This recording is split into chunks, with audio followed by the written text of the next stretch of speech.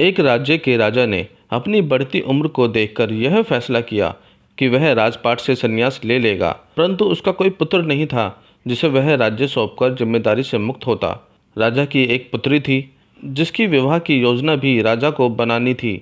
इसलिए उसने मंत्रियों को बुलाया और कहा कि कल प्रातः जो भी व्यक्ति सबसे पहले इस नगर में प्रवेश करेगा उसे यहाँ का राजा नियुक्त किया जाएगा और मेरी पुत्री का विवाह भी उसी के साथ कर दिया जाएगा। अगले दिन राज्य के सैनिक फटेहाल कपड़े पहने एक व्यक्ति को ले आए और उसका राज्याभिषेक किया गया। राजा अपनी पुत्री का विवाह उस युवक के साथ करके जिम्मेदारियों को सौंपकर स्वयं वन प्रस्थान कर गया। धीरे धीरे समय बीतता गया और उस युवक ने राज्य की बागडोर संभाल ली और एक अच्छे राजा की तरह राज्य की सेवा भी करने लगा। उस महल में एक छोटी सी कोठरी थी जिसकी चाबी राजा हमेशा अपने कमर में लटकाए रखता था। सप्ताह में एक बार वह उस कोठरी में जाता, आधा एक घंटा अंदर रहता और निकलकर बड़ा सा ताला उस कोठरी में लगा देता और अपने अन्य कार्यों में लग जाता।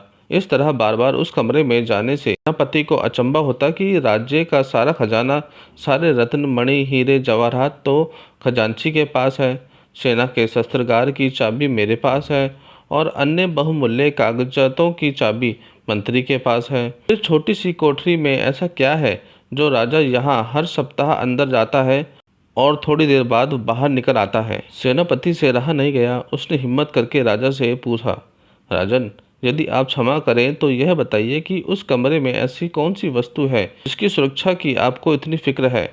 राजा गुस्से से बोला, सेनापति, यह तुम्हारे पूछने का विषय नहीं है, यह प्रश्न दोबारा कभी मत पूछना।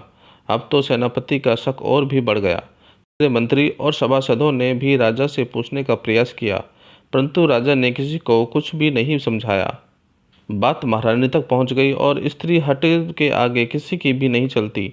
रानी ने खाना पीना त्याग दिया और उस कोठरी की सच्चाई को जानने की जिद करने लगी। आखिरकार विवश होकर राजा सेनापति व अन्य सभासदों को लेकर कोठरी के पास गया। जब कमरे का दरवाज़ा खुला तो अंदर कुछ भी नहीं था सिवाय एक फटे हुए कपड़े के जो दीवार की खूंटी पर लटका था। मंत्री ने पूछा कि महाराज, यहाँ तो कुछ भी नहीं है। राजा ने उस फटे हुए कपड़े को अपने हाथों में लेते हुए उदास स्वर में कहा कि यही तो मेरा सब कुछ है। जब भी मुझे थोड़ा सा भी अहंकार आता है तो मैं यहाँ आकर इस कपड़े को देख लेता हूँ।